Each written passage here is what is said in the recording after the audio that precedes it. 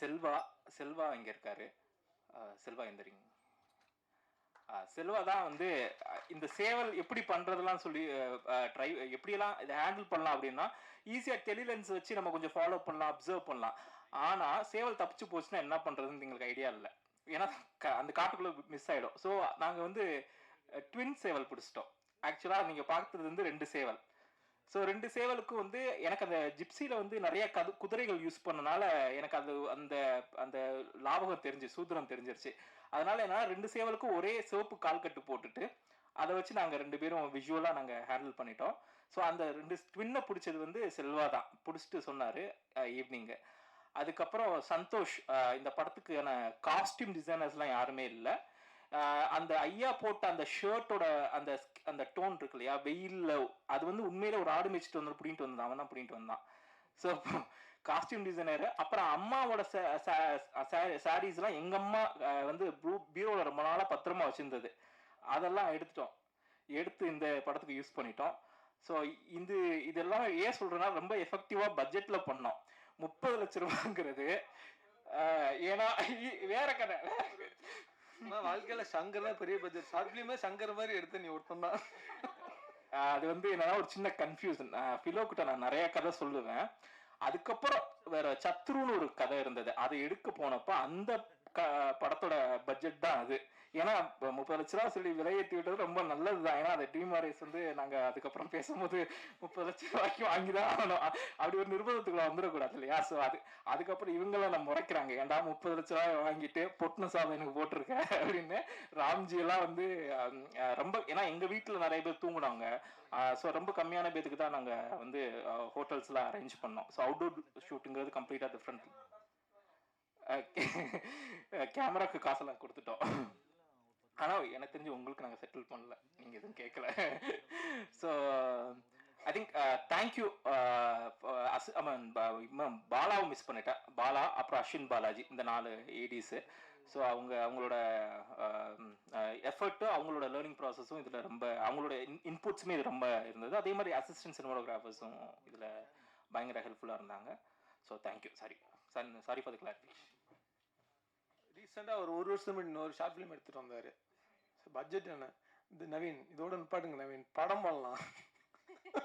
திரும்ப short film எடுத்து வந்து பட்ஜெட் பண்ணாதீங்க, ப்ரொடியூசர் சம்பாதிக்கிட்டோம் இனிமேல்.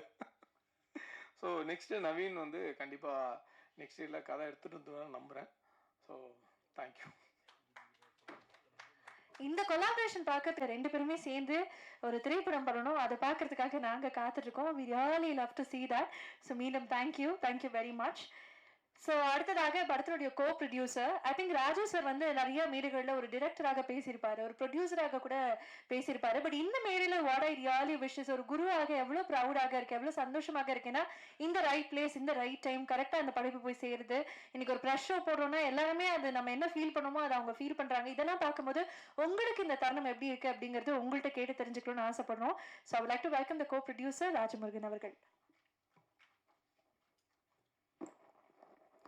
எல்லாருக்கும் வணக்கம்.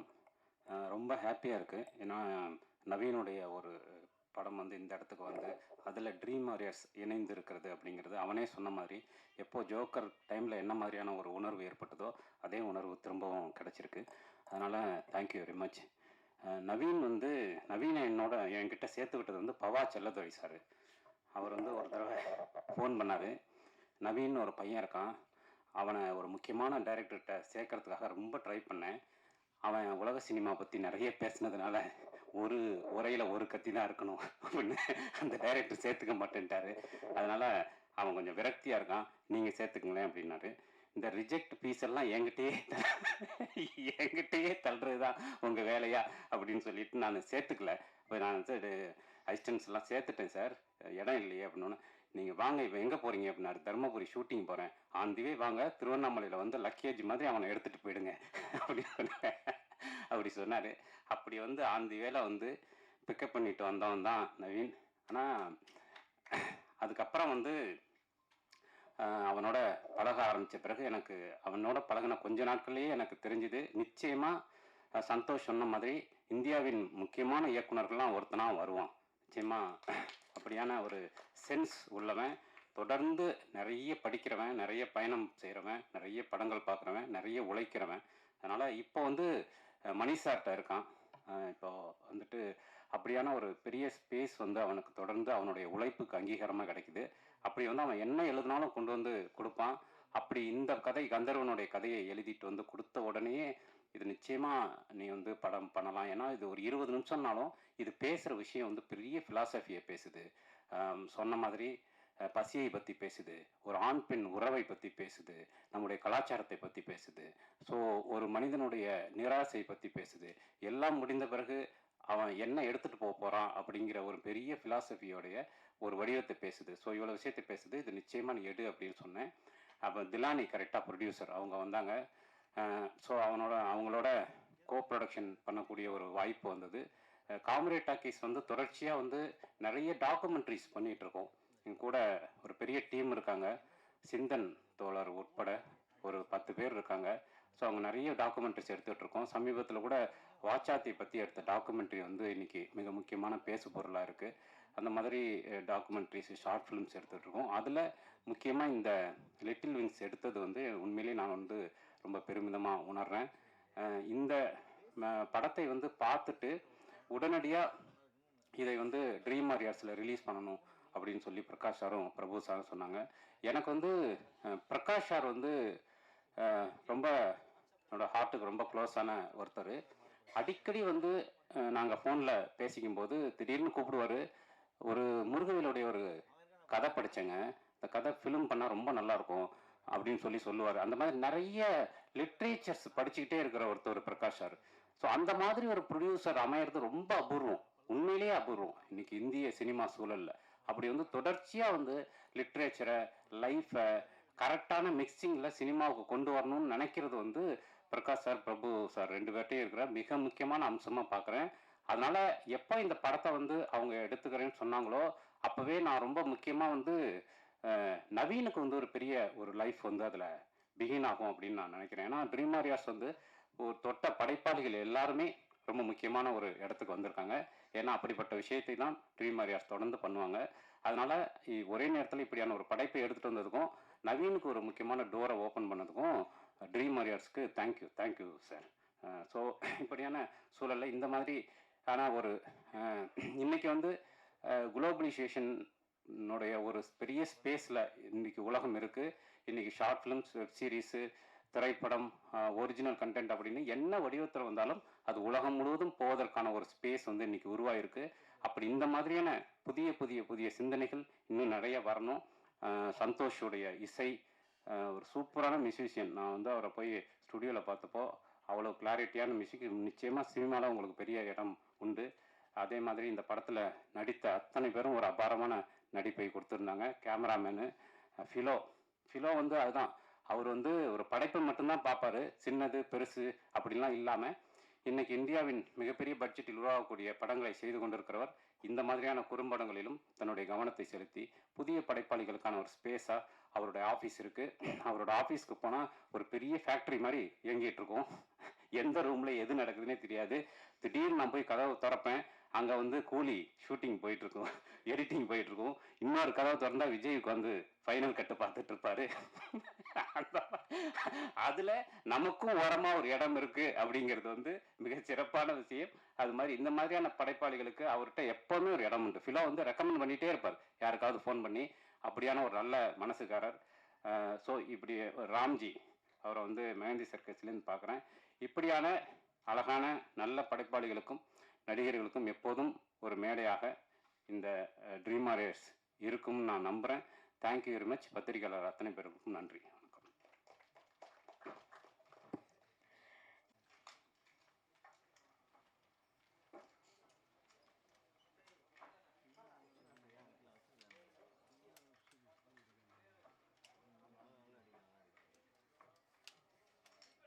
ஸோ இந்த படத்தில் ஒர்க் பண்ண ஏடிஎஸும் அப்படியே மேடைக்கு வந்துடலாம். And if it all we miss somebody from the cast and crew, you requested to be on stage.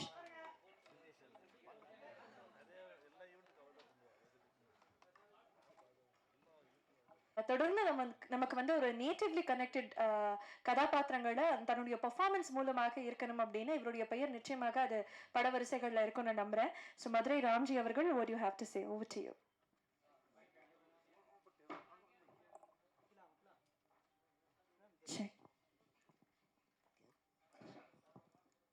அனைவருக்கும் வணக்கம். இயக்குனருக்கு இதுக்கு முதல் குறும்படம். எனக்கும் இந்த படம் வந்து முதல் குறும்படம் தான். அதுக்கு முன்னாடி பெரிய படம் பண்ணேன். ஆனால் இந்த படம் பண்ணும்போது எனக்கு அந்த பெரிய படத்தில் இருந்து சின்ன குறும்படத்துக்கு வந்ததுக்கப்புறம் குறும்படத்தில் இவ்வளோ எஃபர்ட் இருக்குதுன்னு சொல்லி அந்த ஃபீல் அப்போ தான் பண்ணேன். ஆக்சுவலாக இந்த படத்தோட டைட்டிலுக்கும் எனக்கும் ஒரு சின்ன சிங்க் இருக்கும். லிட்டில் விங்ஸ், நான் லிட்டில் தான். ஸோ அது எனக்கு ரொம்ப பிடிச்சிருந்துச்சி. அதை நான் இயக்குனர்கிட்ட சொல்லவே இல்லை. என்னோடய யூடியூப் சேனல் நேமும் லிட்டில் மேன் ஷோ தான் வச்சுருக்கேன். ஸோ எல்லோரும் சொல்லுவாங்க, நார்மலாக இருக்கிறவங்க என்னை பார்த்தா எல்லாருமே கேலி கிண்டல் தான் பண்ணுவாங்க. நிறையா பேர் கேட்டாங்க, ஏன் உன்னோட பேர் இந்த சப்நேம் அதாவது லிட்டில் மேன் தான் வச்சுருந்தேன். நான் அதில் குள்ளமான மனிதன் சொல்லி தான் எல்லாம் கிண்டல் பண்ணுவாங்க. அதையே என்னோடய அடமொழியாக வச்சேன்.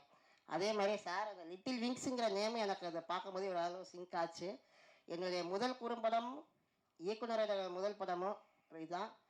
ஃபர்ஸ்ட்லேயே நேஷ்னல் அவார்டு வாங்கிச்சு. ரொம்ப சந்தோஷம். என்னோடய குடும்பத்தில் எல்லாருமே ரொம்ப சந்தோஷப்பட்டாங்க. அதாவது நான் பெரிய படம் பண்ணப்போ கூட அவங்க அவ்வளோ சந்தோஷப்படலை. என்னுடைய முதல் குறும்படம் ஃபஸ்ட்டு பண்ணும்போது அவார்டு வாங்கியிருக்குன்னு சொல்லவுமே அவ்வளோ சந்தோஷப்பட்டாங்க. ரொம்ப நன்றி நவீன் சார் மற்றும் இயக்குனர் ராஜமுருகன் சார் அவங்களுக்கும் எல்லாத்துக்கும். இந்த டீமில் எல்லாருமே அவ்வளோ எஃபர்ட், அவ்வளோ ஹார்ட் ஒர்க் பண்ணாங்க. ஏன்னா நான் பெரிய படத்தில் பண்ணப்போ கூட எனக்கு வந்து இந்த ஃபஸ்ட்டு ரிஹர்சல்லாம் எதுவுமே கிடையாது, பண்ணதில்லை. அந்த எக்ஸ்பீரியன்ஸே கிடையாது.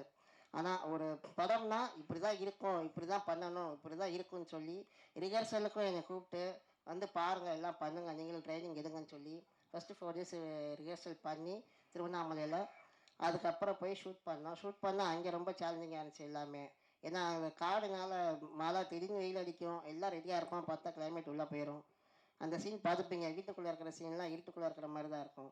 ஸோ திடீர்னு பார்த்தா வெளிச்சம் ஓவராக இருக்கும், திடீர்னு இதாக இருக்கும்.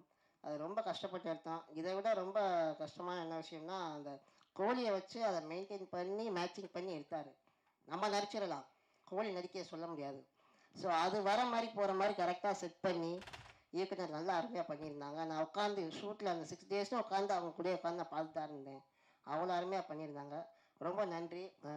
Dream warriors next level sir எடுத்திருக்காங்க. ஸோ ரொம்ப சந்தோஷம். படம் ரிலீஸ் ஆனதுக்கப்புறம் மிகப்பெரிய வெற்றி அடையணும்னு நான் எல்லாத்தையும் கேட்டுக்கிறேன். Thank you so much. வெளில வரணும் அப்படின்னா ஐ திங்க் ஒவ்வொருத்தருக்குள்ளேயும் அந்த சிங்க் இருக்கணும். அப்படியே ஒரு ஒன் மேன் ஷோ தான் வந்து ஐ திங்க் இந்த ஆர்ட் டிபார்ட்மெண்ட் சைட்லேருந்து இருந்திருக்குன்னு நினைக்கிறேன். ஐடியாவும் இவரே, வேலை செஞ்சதும் இவரே, அந்த படிப்புக்கான ஒரு பெரிய அம்சமும் இவரே அப்படின்னே சொல்லலாம். இவ்வளோ உழைப்பு போட்டிருக்கக்கூடிய விஜய் அவர்கள், இந்த படைப்பு உங்களுக்கு எவ்வளோ ஸ்பெஷல் அப்படிங்கிறது நீங்கள் சொல்லணும்னு ஆசைப்படுறோம். So over to you. எல்லாருக்கும் வணக்கம். நான் இந்த படத்தில் வந்து ஒரு 4 நாளைக்கு முன்னாடி தான் கமிட் ஆனேன். ஷூட் போகிறதுக்கும் ஒரு 4 நாளைக்கு முன்னாடி தான் நவீன் ப்ரோ ஓகே பண்ணார். என்ன இவர்கிட்ட இன்ட்ரோ பண்ணது வந்து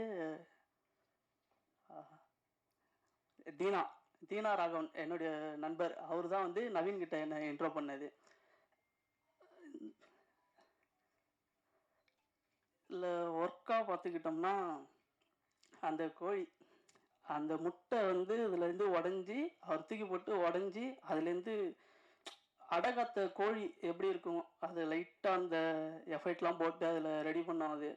அது மட்டும் கொஞ்சம் கஷ்டமாக இருந்தது. அதில் பிளான் பண்ணதை விட ரொம்ப அந்த பிளட்டு அந்த இதெல்லாம் போட்டு ரெடி பண்ணுறதுக்கு. நன்றி ப்ரோ.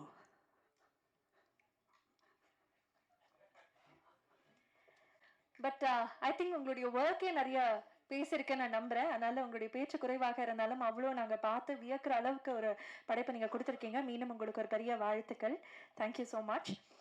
இந்த படத்தினுடைய இசை நிறைய இடங்கள்ல வந்து சைலன்ஸ் வந்து வில் பிளே அ லாட் அப்படின்னு சொல்லுவாங்க. இந்த படத்துல அவர் ஒர்க் பண்ண சின்ன சின்ன டீட்டெயில் கூட நிறைய எமோஷன்ஸை நமக்குள்ள ஸ்பைக் கொடுத்தது அப்படின்னு நான் நம்புறேன். எனக்கு எப்பவுமே வந்து ஐ ஃபீல் ஒரு மியூசிக் டிரெக்டருக்கு வந்து will have his own choice of films, நிறைய பேஷன் இருக்கும், இது எல்லாமே எல்லாருக்குமே தெரியும். பட் சந்தோஷ் அவர்களுடைய இசை பட்டியல் பார்க்கும்போது அவர் எப்பயுமே அந்த ஸ்பேஸை ரொம்ப அதிகமாக ஓன் பண்ணுவாருன்னு எனக்கு தோணும். நிறைய இடங்கள் அவருடைய படைப்புகள் கேட்கும்போது இவர் தான் பண்ணியிருக்காரு அப்படிங்கிறது நம்மளே அறியாம நமக்கு அந்த ஒரு மேஜிக்கை கிரியேட் பண்ணுவாருன்னு தோணும். அதே மேஜிக் இந்த லிட்டில் விங்ஸ்லயும் உங்களால பார்க்க முடிஞ்சது. So over to you, what you have to say about little wings?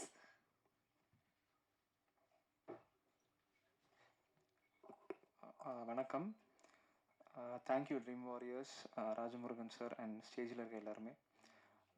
நவீனை வந்து நான் ராஜமுருகன் சார் மூலயமா தான் பார்த்தேன். ராஜமுருகன் சார் கூட ஒர்க் பண்ணணுன்னு ரொம்ப நாள் ட்ரை பண்ணிட்டு இருந்தேன். ஸோ ஃபர்ஸ்ட் வந்து அவங்க அசிஸ்டண்ட் மீட் பண்ண வச்சார். Then this whole project happened. Naveen வந்து ஒரு extremely talented friend of mind. First டேரக்டராக மீட் பண்ணேன், இப்போ ஃப்ரெண்ட்ஸ் ஆனோம். அவர்கிட்ட நான் அடிக்கடி மீட் பண்ணணும்னு ஆசைப்படுவேன். ஏன்னா அவர் வந்து ஏதாச்சும் ஒரு ஸ்டோரி சொல்வார், இன்ட்ரெஸ்டிங்காக இருக்கும். நம்ம அதை பண்ணுறோமோ இல்லையோ, லைக் இது இப்படி பண்ணலாம், இது படமாக பண்ணும்போது இந்த மாதிரி ஸ்கோர் பண்ணலாம், இந்த ஆர்கெஸ்ட்ரா பண்ணலாம், இந்த மாதிரி மியூசிக் அப்ரோச் பண்ணலான்னு சொல்லிட்டு வீல் சும்மா have a discussion, we'll manifest a lot. So அந்த மாதிரி தான் லிட்டில் விங்ஸும் ஸ்டார்ட் ஆச்சு. லிட்டில் விங்ஸ் வந்து என்னோட கெரியரில் நான் ஸ்டார்ட் பண்ணும் போது ஒரு டெப்த்தான மூவி ஒர்க் பண்ணால் தான் ஒரு மியூசிக் டைரக்டருக்கு நல்ல நேம் கிடைக்கும். ஸோ நான் இதை வந்து ஷார்ட் ஃபிலிமாக பார்க்கவே இல்லை. நான் வந்து இது ஒரு நல்ல கண்டென்ட்டாக தான் பார்த்தேன். இது என்ன வந்து ப்ரூவ் பண்ணிக்க ஒரு சான்ஸாக இருக்கும்னு நினச்சி தான் I started working on this film. Naveen வந்து இப்போ ரொம்ப ப்ரெஷர்லாம் பண்ண மாட்டார். ஹீ வில் ஜஸ்ட் சே இது எப்படி ட்ரீட் பண்ணலாம் நீங்கள் சொல்லுங்கள், தென் நான் அதை கேட்குறேன், எனக்கு ஒர்க் அவுட் ஆச்சுன்னா நம்ம அதை வச்சுக்கலான்னு சொல்லி. ஸோ நிறைய ஐடியாஸ் ட்ரை பண்ணோம். ஸோ ஃபிலிம் ரூட்டடாக இருக்குது. நம்ம ஏன் வந்து ஒரு வெஸ்டர்ன் கிளாசிக்கலாக ஸ்கோர் போகக்கூடாது அப்படின்னு சொல்லி அப்ரோச் பண்ணது தான் இந்த whole idea of little wings. Plus அந்த லிட்டில் விங்ஸில் ஒர்க் பண்ண எல்லாருமே நமக்கு மியூசிக் பண்ண ரொம்ப இன்ஸ்பயர் பண்ணாங்க. ஆக்ட் பண்ணவங்களா இருக்கட்டும், camera and sound effects and every department. So எனக்கு ஆக்சுவலி வேலை கம்மியாக தான் இருந்தது, ஏன்னா எல்லாமே நீட்டாக இருந்தது. So again I want to thank everybody. Naveen வந்து சீக்கிரமாக he will be one of the biggest directors in இந்தியான்ற ஒரு கான்ஃபிடென்ஸ் எனக்கு எப்பவுமே இருந்துட்டு இருக்கு. I'm waiting for that time. Thank you. Thank you very much. ரொம்ப முக்கியமானது இந்த போஸ்ட் ப்ரொடக்ஷனில் வந்து அதை அழகாக ஸ்டிச் பண்ணி ஆடியன்ஸ்க்கு ரொம்ப கன்வின்சிங்காக எங்கேஜிங்காக மாற்றினதுல தொகுப்பாளர்னுடைய பங்கு ரொம்ப அதிகமாக இருக்குது. அப்படியே இந்த படத்தினுடைய எடிட்டராக வந்து இன்னும் வந்து ரொம்ப சிறப்பாக மாற்றிருக்கக்கூடிய ஃபிலிமன் ராஜ் அவர்களே, வாட் யூ ஹேவ் டு சே?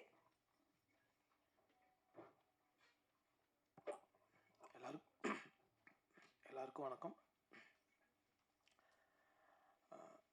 நவீன் வந்து ஒரு ஷார்ட் ஃபிலிம் பண்ணணும்னு வந்தார். அந்த டைம் வந்து நிறைய பண்ண எனக்கு பிடிச்சிருந்தது. நம்ம ஷார்ட் ஃபிலிம் நாளைக்கு டைம்லலாம் பண்ணோம். ஃப்ரெண்ட்ஸ் கிட்ட மொத்தமாக ஒரு 10 பண்ணிப்போம் வச்சுங்களேன். கேமரா வந்துட்டு ரெண்ட்டுக்கு எடுத்துருவோம். ரெண்ட்னா ஃப்ரீயாக தான் எடுத்துப்போம். ஸோ மிஞ்சி போனால் 25,000 1 லட்சத்தில் ஒரு ஷார்ட் ஃபிலிம் எடுப்போம். நவீன் கேட்கும், பட்ஜெட் எவ்வளோ? 30 லட்சமா? நான் வாழ்க்கையில் அதிகமான ப்ரொடக்ஷனில் பண்ண ஒரு ஷார்ட் ஃபிலிம்னா இதுதான். அப்போ நவீன் சொல்லும்போது இது இல்லை, இது வந்து ஃபெஸ்டிவலுக்கு அனுப்புகிற மோட் ஆஃப்.